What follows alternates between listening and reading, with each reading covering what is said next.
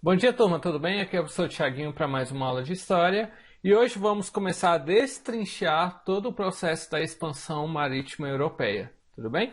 Na aula da semana passada eu fiz uma pequena introdução sobre esse conteúdo, né? Citei de modo bem rápido tudo que a gente vai estudar agora, nesse período, né, nesse bloco de estudo das nossas aulas de História, e a partir da aula de hoje a gente começa a ver tintim por tintim, né? Uma explicação bem embasada, aula por aula sobre esse conteúdo para a gente não esquecer, tá bom? Esse é um dos conteúdos mais importantes do nosso ano, então peço que vocês prestem bastante atenção para entendermos um pouco a configuração política da Europa. E a partir da expansão marítima é que a história do Brasil surge para o mundo também. Então é importante até para o nosso contexto nacional um entendimento bem completo das consequências de todo o processo da expansão marítima europeia. Tudo bem? Então na aula de hoje nós vamos ver o começo dessa expansão, o porquê de ela ter existido, como é que ela existiu e os fatores que influenciaram essa expansão marítima até chegarmos a estudar o caso português e o caso espanhol. Belezinha? Vamos nessa então. A expansão marítima europeia vai começar pela busca de novas rotas comerciais. Por qual motivo? Desde o século XIV, a Europa vivia uma grande crise econômica, né? Lembra, o final da Idade Média? Lembra que foi uma grande crise econômica causada pela Guerra dos 100 Anos, as revoltas camponesas, a, a peste negra, a peste bubônica, né? Então todas elas causaram um grande impacto financeiro e comercial na Europa naquele período, né? Causando uma grave crise. E aí todo país, toda pessoa que está em uma crise, ela precisa procurar formas de enriquecer novamente, né? Então todas essas coisas que aconteceram no final da Idade Média, né, vão impactar e prejudicar as atividades comerciais da Europa. Então eles vão buscar rotas, vão buscar alternativas para tentar melhorar todo esse caráter, esse sistema econômico, né? Então a retomada do crescimento econômico e populacional e o incremento das atividades comerciais só tiveram início no ano de 1450, né? Por volta ali do ano de 1450. Outra dificuldade que os comerciantes europeus enfrentavam eram as limitações das rotas comerciais entre a Europa e o Oriente, né? Lembra, ó, o mapa político da Europa no século XV era basicamente Europa, Ásia e o norte da África. Eles não sabiam que existia uma América, eles não sabiam que existia a Oceania, eles não sabiam que existia a Antártica. Uma boa parte do mundo eles sabiam que não existiam. O sul do continente africano eles não sabiam que existiam, eles sabiam que existia o norte da África, a Ásia e a Europa. Eles achavam que o mundo para eles era aquilo, tá bom? Em 1453, os turcos otomanos tomaram a cidade de Constantinopla e praticamente bloquearam o comércio pelo mar Mediterrâneo, né? Não é à toa que até a tomada de Constantinopla é a mudança de Idade Média para a Idade Moderna, né? Então os turcos eles vão monopolizar então anteriormente aquela região que anteriormente era monopolizada pelos genoveses e pelos venezianos, tá bom? Então a gente tem um entreposto comercial dominado pelos turcos. O que a Europa vai fazer? Vão buscar formas, rotas comerciais alternativas que não precise passar pelo mar Mediterrâneo. E aí, em busca dessa solução que vai surgir as grandes navegações. Não é à toa que podem ver aqui, ó, na ilustração do que eu estou explicando para vocês, aqui no mapa do lado esquerdo nós temos os séculos 13 e 14, as rotas comerciais europeias do século 13 e 14. Então vocês podem ver que essas rotas comerciais, aqui está assinalado por roxo, nós podemos ver que tinham rotas terrestres, né? Ou seja, pela terra, soldados, exércitos dominavam e comercializavam com o Oriente, né? Então pode ver que Europa e Ásia nós temos essa ligação por terra e também pelo mar, pelo mar Mediterrâneo, Mar Negro, Mar Báltico, que existia aqui naquele período. No século XVI, como os turcos eles vão tomar esse entreposto aqui terrestre, né? Vão bloquear, então os espanhóis, portugueses, né? Não vão poder mais passar por esse ponto. Portugal e Espanha vão ter que buscar rotas alternativas, que é aqui a partir do século XVI, que vocês podem ver no outro quadro, se dará pelo mar. Então eles vão buscar umas rotas para chegar até a Índia, chegar até a Ásia, que não seja por via terrestre, que era dominada pelos turcos e depois pelos italianos. Então eles vão ter que buscar umas rotas alternativas, que aí vai ser basicamente navegar pelo mar, tá bom? E o que eles faziam, né? Eles basicamente, nesse período, eles vão buscar especiarias. E por que especiaria era tão importante? Porque naquele período a alimentação era a base basicamente de comidas cozidas sem tempero. Então você ia comer uma carne, um cozidão de carne, mas a carne não tinha tempero. Então a gente falava que a comida era muito insossa na Europa. Até que eles vão descobrir os temperos orientais, né? Eu estou falando de pimenta, noz moscada, canela, o sal, pimenta do reino, açafrão. Então todos esses condimentos, todos esses temperos vão ser de muita riqueza e vão valorizar bastante economicamente na Europa, porque lá não se tinha isso.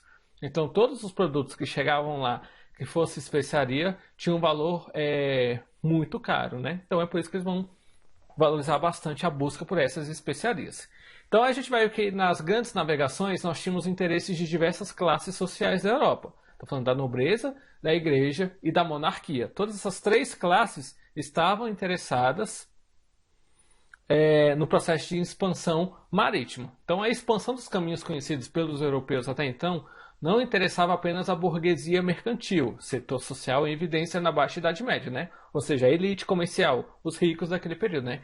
Além da abertura de novas rotas do comércio, conquistar novas terras em busca de riquezas, entrar em contato com o desconhecido, garantir matérias-primas e mercados consumidores e difundir o cristianismo, foram interesses que impulsionaram então as grandes navegações. Então a gente vai ver o interesse da igreja, o interesse da nobreza e o interesse da monarquia. Do lado da igreja, a igreja, que havia perdido muitos fiéis nas cruzadas, nas guerras e com o avanço da peste, passava por uma grande crise interna, né? Aí a igreja que eu estou falando é a igreja católica, tá bom, galera? Uma forma, então, de superar essa situação era a ampliação da fé cristã e da influência da igreja para novos territórios por meio da catequização. Então, os nobres, desprovidos de terras e enfraquecidos após o longo período de conflitos, buscavam regenerar sua condição e encontrar meios de enriquecer para não decair socialmente. Então, era a igreja tendo o interesse de aumentar seu número de fiéis e os nobres tendo o interesse de conquistar mais riquezas para continuar sendo ricos, né? Para não ficarem pobres nesse sentido. Então, por isso aí temos esse interesse dessas duas classes.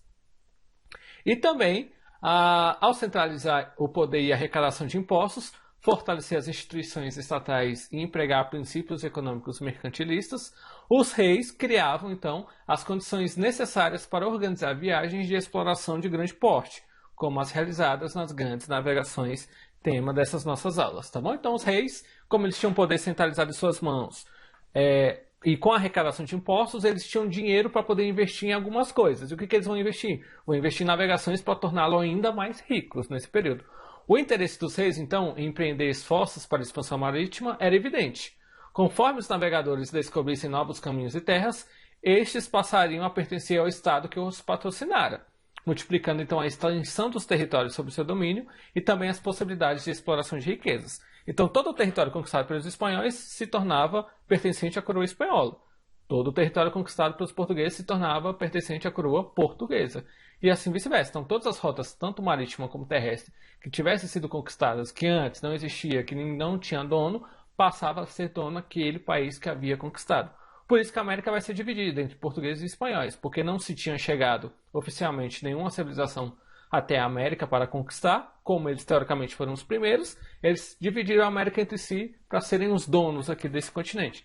Mas a gente vai discutir ainda esses conceitos de dominação, cultura, achamento, descobrimento, tá bom? Aos poucos, as navegações configuraram dinâmicas complexas entre os continentes. E alguns estados firmaram o domínio sobre o chamado mundo atlântico, né?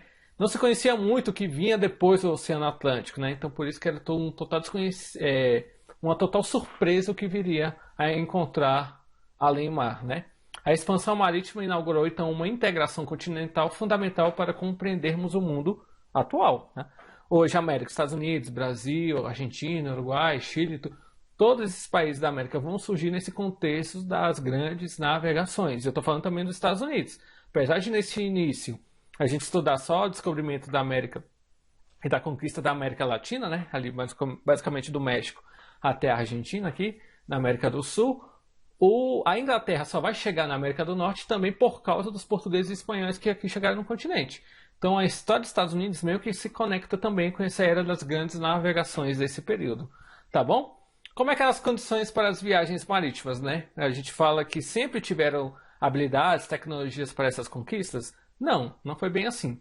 As práticas mercantilistas garantiram então o enriquecimento de vários estados europeus entre os séculos XV e XVIII, principalmente Portugal, Espanha, Inglaterra e França, tá bom? E elas também estimularam uma grande competição entre os países interessados em descobrir novas terras e explorar suas riquezas.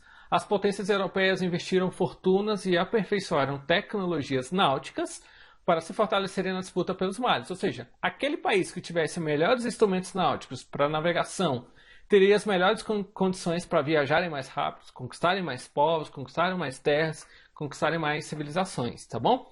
Então a gente vai ter um avanço nas ciências, assim, por bem dizer, né? Entre as ciências que então vão auxiliar essas grandes navegações, nós temos a matemática, a astronomia e a cartografia. Eram ciências que auxiliavam a navegação.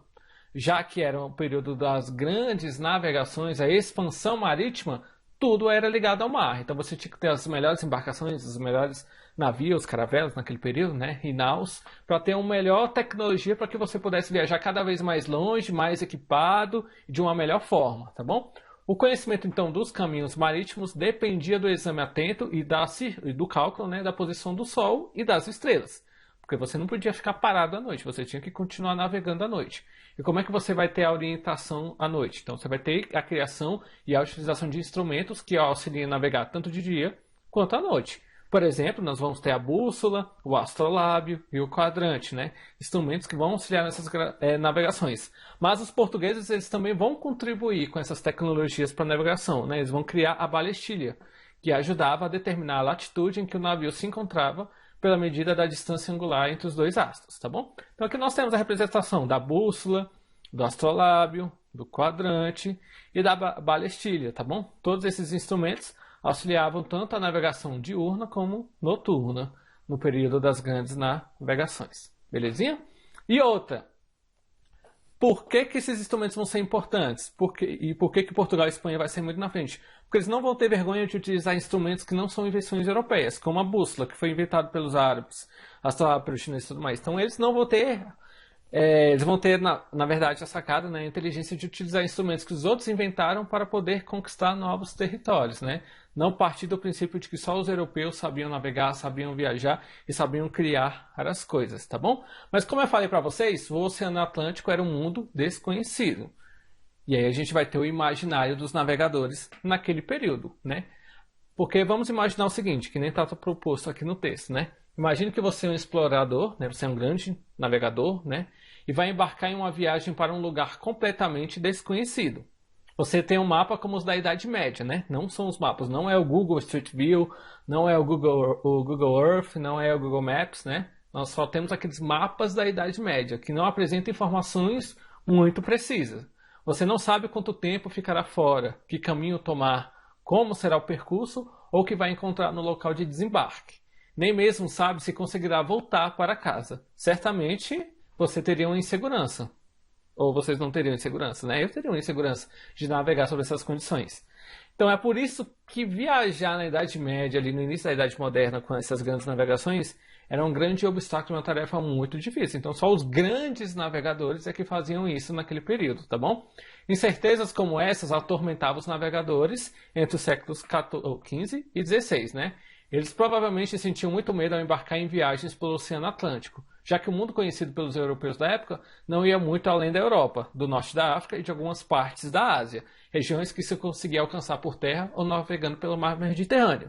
E o mar Mediterrâneo, em comparação ao oceano, é um mar muito pequeno para ser navegado, né? Você consegue atravessar o mar Mediterrâneo, dependendo do ângulo que você atravessar o mar Mediterrâneo, você leva dias apenas, então era uma viagem muito rápida. Navegar o Oceano Atlântico não, é uma coisa desconhecida, você não sabia quanto tempo levaria para atravessar o que se acharia naquele período. Então, naquela época, o Oceano Atlântico era conhecido na Europa como o Mar Tenebroso. As notícias da existência de monstros marinhos e de um abismo colossal próximo do fim do mundo assustavam muitas pessoas, porque o imaginário da época, europeu daquela época, né, a Terra, ela era... Aliás, tem algumas pessoas que defendem isso hoje em dia, mas, né, enfim, cientificamente, né, está comprovado que eles estão errados, tá bom? Mas naquele período acreditava-se que a Terra era plana, né? E que no limite, no final, na borda da Terra, chegava-se ao fim do mundo. Então você tinha na borda e depois que você caísse da borda tinha um grande vazio, tá bom? Então, essa teoria que a Terra era plana era conhecida como geocentrismo.